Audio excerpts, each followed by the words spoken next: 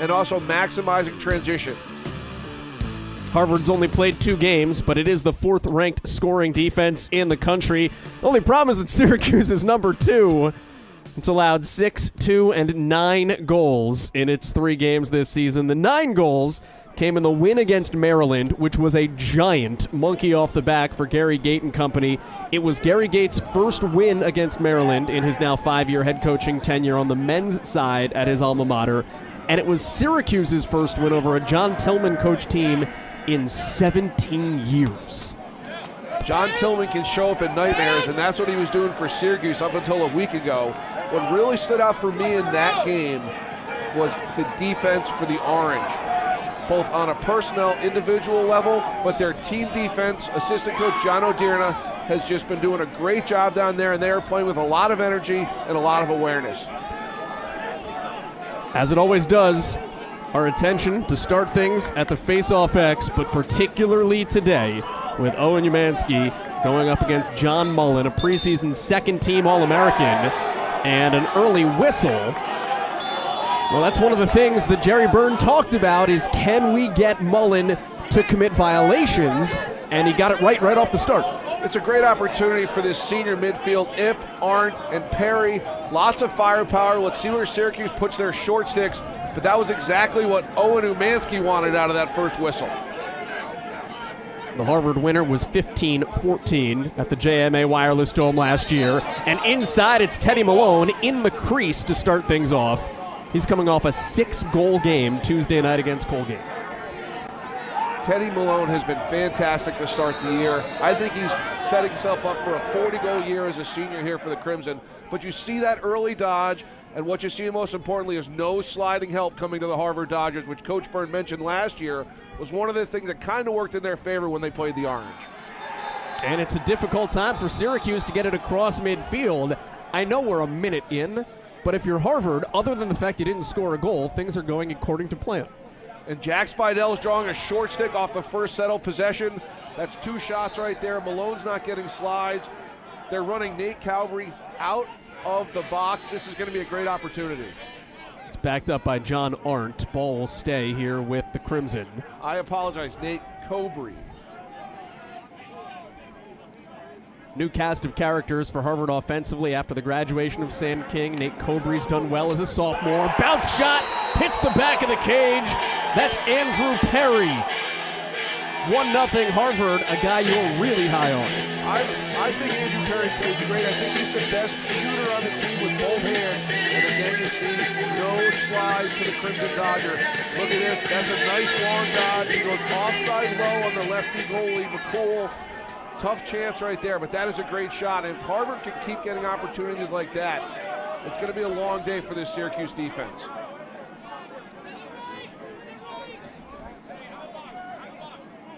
Syracuse and defense are never 2 words that have been synonymous with one another going back in the annals of the program. And we've got... We're inside a minute and a half, and Harvard's already having, I think this is their 3rd or 4th possession here. They're running out the Long Island midfield here. Peterson, Cortez, and Green getting some early opportunities for their depth. The violation on Drew Angelo that time. We'll flip things back to the main face-off man, John Mullen, the next time through. Here's your early wrinkle. Teddy Malone is up in the midfield to initiate a lot of these low-wing dodges for the Harvard short sticks. He's up there with Jackson Green, along with the first run for Francisco Cortez, 55 in white. Malone draws Figueres, the All-American, 11 in blue. Incomplete on the pass behind the cage. It'll stay with Harvard, plenty of time on the clock. Figueres and Dwan are such a great combo down low for the Orange. They do a great job, very fundamental in their approach to playing defense. Peterson ran right by his man, though, and a nice stop by Jimmy McCool. Tested low a couple of times here in the early opening minutes. Joel, that's a great eye. All the shots for Harvard so far have been low. There must be a scout on him. Go low, offside for the big man McCool, who's a local from West Roxbury, Massachusetts. And Syracuse cannot get the ball over. They just do with a second to spare. But Harvard is giving the Orange fits by not doing a ton. First touch for Spallina, first shot for Spallina, and it misses wide. Backed up by the Orange. For these orange shooters, they got to be saying, man, this kid's a giant in the goal. Stevens started both games last year against the Orange, but he has changed his body. He takes up a lot of space in the cage, the New Jersey native. Graham Stevens, 61% save percentage this year. Most saves by a freshman in program history last year, but he hovered around or sometimes under the 50% mark. Huge step forward in year number 2. You see the difference early on. Harvard with those long slides to slow down the Dodgers. Coach Byrne not really concerned with matchups, just more concerned with helping defense. Spallina has the shorty on him. And the skip pass misses Leo. Picked up by the Crimson. First offensive possession empty for the top team in the country.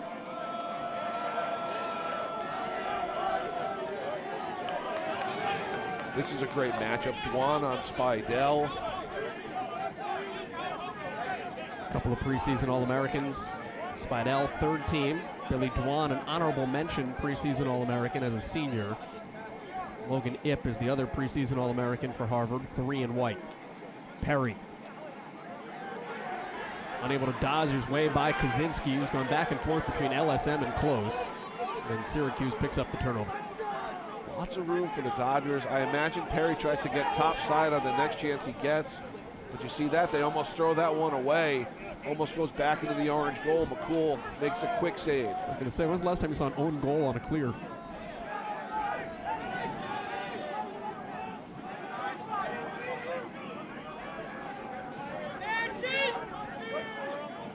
Harvard coach Jerry Byrne told us he feels real good about being able to play settled 6-on-6 defense. Hasn't had to do a lot of it in the early 4 minutes. Matt McEntee, his first run as a sophomore here at the midfield line, number 10 in blue. Spallina's number 22 working behind the cage. Has some help from Hoddle. Hoddle with that speed, has Finn Picorni on him as a short stick. De Koning draws the Spallina matchup early on. This is Hoddle's. This is where he's been tough to deal with. Getting to that left hand. You see how big McLaughlin is on defense there. Doing a great job showing help, but great. Oh, wow, big save there. Nice opportunity in front. Harvard runs that one out, Joel. Backed up by the Crimson. I want to call attention to the lick that Muller laid on Hoddle.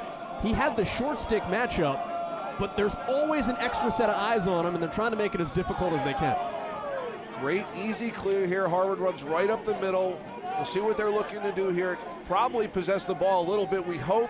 Put some pressure on the Syracuse defense, and I imagine some short stick dodging in space. First time we talk about Nate Cobry, 30 in white. 4 goals in his sophomore season. Did not play much as a first year here at Harvard. Downhill for Peterson. Got his stick checked from behind. Good defense trailing by Tyler McCarthy. One of the people that Gary Gate praised midweek. We said, hey, who are people that had great off seasons, really taking a step forward, particularly at the midfield level? McCarthy jumped to his mind. McCarthy's been playing on the wings, but you see there Harvard with the 3 up top with the open offense, forcing long slides, and Syracuse isn't even thinking about helping on ball. Green caught on defense here. This is a tough matchup. 5 in white, Jackson Green.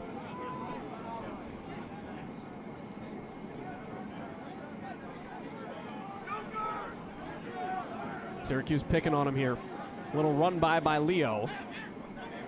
Shot clock halfway gone. Good pass out in front, and on cue, it's Tyler McCarthy. Number 2 of the season for the junior.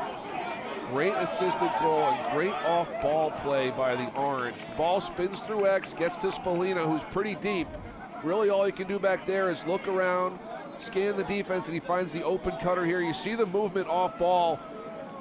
That's a tough one. Quinn Kelly, the first year, gives up the inside, trying to protect the outside.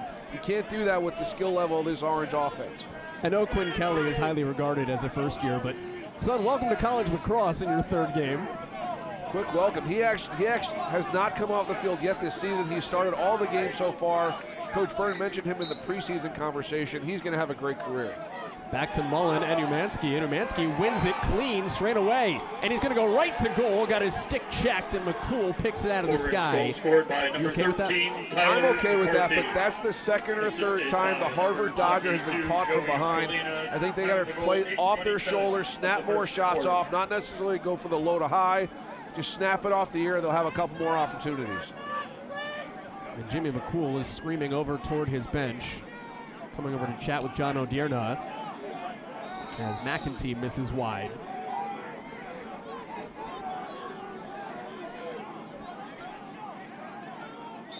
If I would have told you that the first 3 faceoffs would be won by Harvard, I feel like Jerry Byrne feels pretty good about where they're at. Face dodge for Hoddle, knocked to the ground, ball is loose, flags are out. And this will be a man up for the Orange. This midfield, the Hahn, McEntee, Hoddle midfield is real good. 2 young men from the Baltimore area. McEntee hails from Long Island. Great variety, great skill. All 3 players are two-handed, makes it a tough midfield to defend. The words man up were uttered, and Greg Elijah Brown said, yes, sir. Number 46 in blue, center of your screen, just came running off the bench. He is their secret weapon, I guess you can say, on the man up. This is also the spot where Trey Deer would have shined a year ago. That's a big loss for the Orange. He is out for the year. He had 19 man-up goals last season. Crimson foul on number 23, Wyatt Wiggins, 30 seconds for holding. Opponents are 1 of 5 against Harvard on the man down this year. Syracuse is 4 of 9 man up, and that one sneaks through. Just caught the left leg of Graham Stevens in a 2-1 lead for the top team in the country. If you see the concepts here for the Orange extra, they're playing with a double crease, a 1-4-1. The whole possession, they're rotating in and out, forces the defense to defend the players in front of the goal. You can see right there, you got to fill in and replace in the middle. Great look, great skip here. That's hands-free shooting to the low corner. That's a great job scheme-wise by Coach March for the Orange. Makes it a 2-1 Syracuse lead. Timeout. Harvard. Getting to see Ivy League put on a national stage is just very, very cool to me. I get to sit in a classroom with wrestlers who go compete at a national level, hockey players who are making it to championships, to watch them succeed, at a national level. It's pretty incredible. I don't think I would be where I'm at if I went anywhere else. It's been really fun for me to just challenge myself and make it to those events and perform. But now I think people are paying a lot more attention to what the Ivy League is capable of and putting some more respect on the league. The Ivy League is going to be on the big stage more and more often, and I'm excited for that. At Regeneron, our homegrown technologies and novel scientific approaches focus on serious diseases. And our medicines aim to change lives as we relentlessly pursue more. We know that even the tiniest spark of an idea has the potential for more. We move science to medicine because our world is meant for more.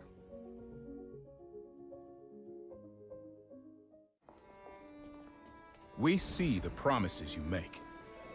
Doing more than your fair share. Working twice as hard. Saving lives, changing lives. And your life's work deserves nothing less than a lifetime guarantee. You made a promise. So did we. TIAA's promise of a guaranteed retirement paycheck for life is a promise that pays off.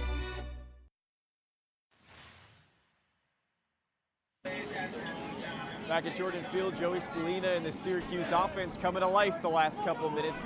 It's no mystery at this point what Spallina has provided to the Syracuse offense over the last couple of years. His production up year over year since being a freshman, and a big part of creating more chances was actually starting out on the box lacrosse unit a couple of years ago. Back in 2023, he was a part of the Ontario Junior A Lacrosse League with the Orangeville Northmen. Then 2024, a year later, he suited up with Team USA at the World Box Lacrosse Championships, helping out that squad to reach their best ever finish with a silver medal. And he finished it up, you saw the pictures this past summer, up winning the President's Cup with the Snake Island Muskies at the Senior B Canadian National Championships. He was the MVP of the gold medal game, and everybody said We have our trust in Joey. Guys, that's a big piece of his offense in the way that he's starting to make more of an impact on the field game this year, too. Yes, thank you. Flags will fly off of the first face-off win for John Mullen today. So another man-up opportunity coming for Syracuse. And Adam, when we talked to Gary Gait this week, he said, what were the biggest strides forward that Spallina made this summer? And he said, we just let him go play box. He'll get better doing that. He'll work on his own game, and he has come back with a vengeance. Summer League used to be a place where players could shape their game and really get better. But now with some of the things that Joe Spallina wants to accomplish in his career, box might be the quickest road there, and he's been very, very successful. What we just saw, unfortunately, was Umansky losing his first face-off straight out to Mullen, and then it's Umansky with the penalty. 1 minute man-up opportunity. Elijah Brown back on. Roa back on, 46 and 8 in blue. Roa's a senior, has a couple of goals this year. Here's Spallina. On the doorstep, Stevens somehow got a piece of that. Foul on number 12, Owen. And Harvard able to pick up the loose change. That 3-3, that skip look, that's tough to make, but that was a great look by 22. That's an easy finish. I'm sure Syracuse will make those adjustments.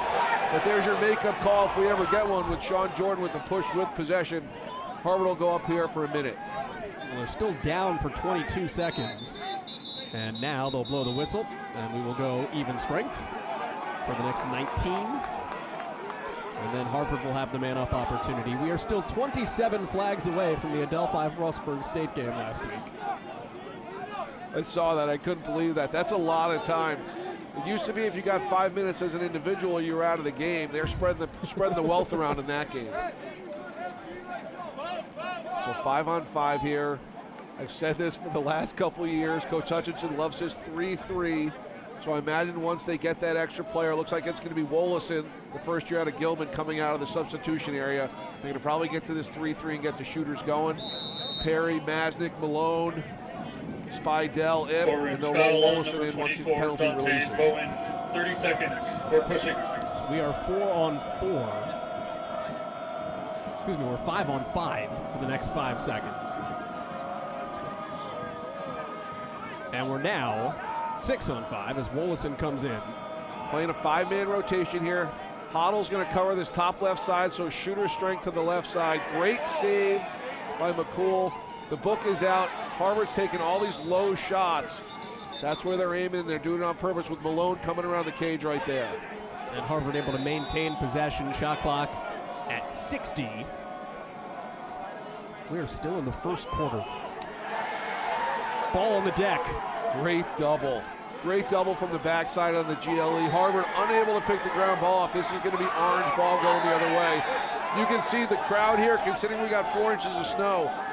You're either seeing snow or you're seeing human beings packed in here. This is a great crowd for New England. I know everyone was excited to get the orange in town. They gave away Harvard lacrosse hats for the first X number of fans. It was all Syracuse fans lined up before the gates opened. Although they're staying warm with Harvard lacrosse hats today. 5 to go here in the first. Low shot, Stevens got a piece of it.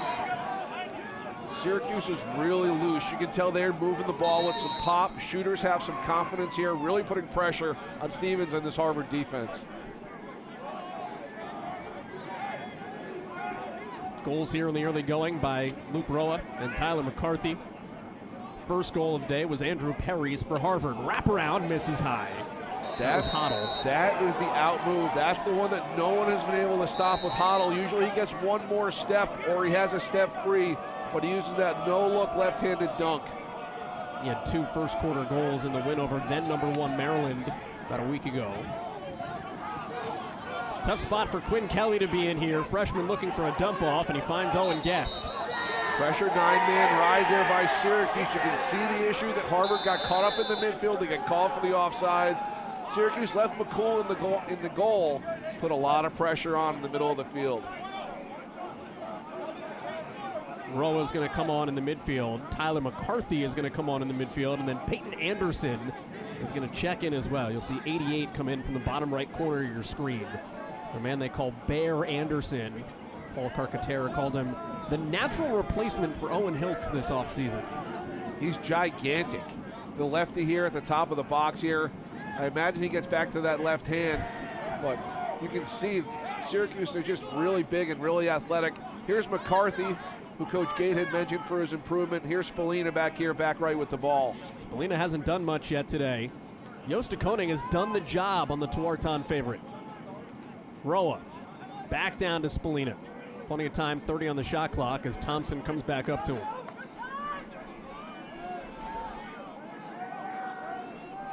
Syracuse methodical. Gary Gate talked about that this week, not wanting to rush possessions. Turnovers were an issue against Harvard last year.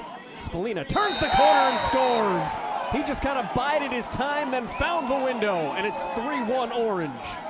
That is tough to stop for Charlie Muller. He's hitting Spallina with that heavy hand, trying to get in his way, but we just had a piece on it with the box lacrosse. Joe Spallina knows how to get to that right hand, and you can see him running through Muller's top hand, his strength hand with the left-handed defenseman. Not much Stevens could do from 4 yards. And it was interesting to see that possession develop, because you go back to Gary Gates' comments and saying, hey, we want to have offense that's going to be 50, 60, maybe even 70 seconds so that we don't panic late in shot clock scenarios. They didn't rush it all there. They just simply found the matchup, gave the ball to their stud, let him go. Very little that Harvard could do there. Spallina's playing with great poise. I know he hasn't found the back of the net a ton yet. It's only a 3-1 game, but he had a couple good cross-cage looks. And he's feeling a little bit to the joy, shall we say, of the New England crowd that might not get to see 22 play a lot in person.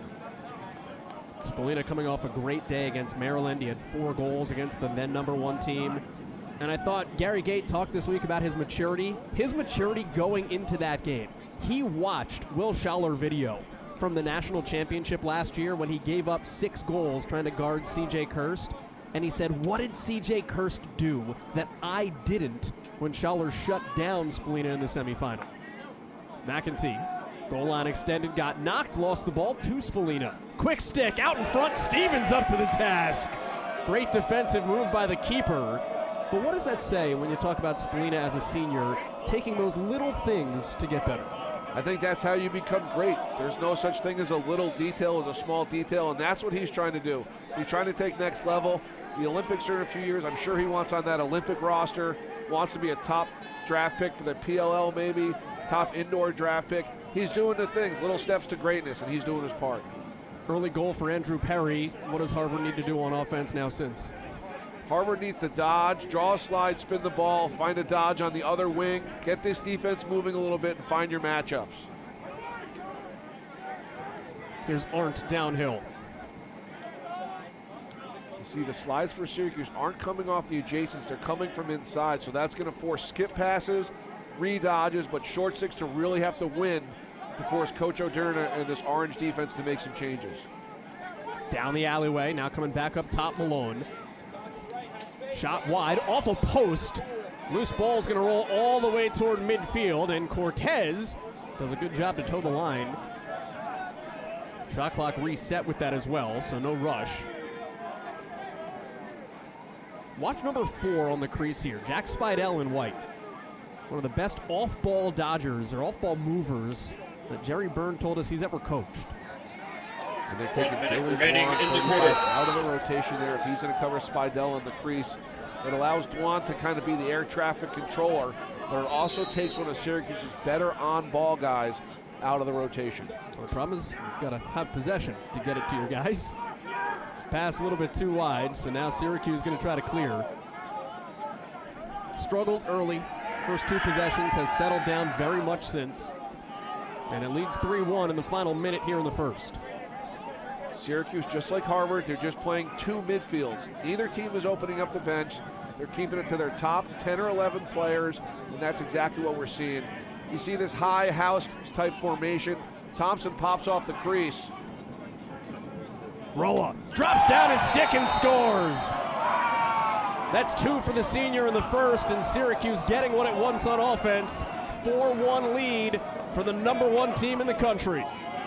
The ball speed that the blue shirts are playing with right now is making it tough, especially when their hammers from the outside are finding the back of the net. You can see with their spacing, those are long slides, but if you can shoot from 12 or 15 yards, you're going to have some opportunities, and that's exactly what the Orange shooters have gotten so far today. How much of this is Syracuse is the best team in the country, and how much of it is Harvard has to make some adjustments? I think most of it right now is that Syracuse is the best team in the country, because Harvard's getting a lot of opportunities on offense as well. They're just getting trail checked or caught up to. I think as we come out of the end of this first quarter, Harvard's going to tighten up, and the Syracuse offense is also going to take some steps. It's going to be a great game. I think the adjustments coming out of the quarter are going to be fantastic to watch. 20 seconds of the burst. Final few seconds ticking away. Loose ball. Spallina, nothing to lose. Let's rip. And it is a 4-1 Syracuse lead on the road here in Cambridge. Number 1 team in the country for the 100th time in program history. And the Orange not wanting to let go of that just one week in. 4-1 is our first quarter score in Boston. Join the Harvard men's lacrosse coaching staff for the most engaging, educational, and fun lacrosse camp of the summer. Hosted right here on Harvard's campus.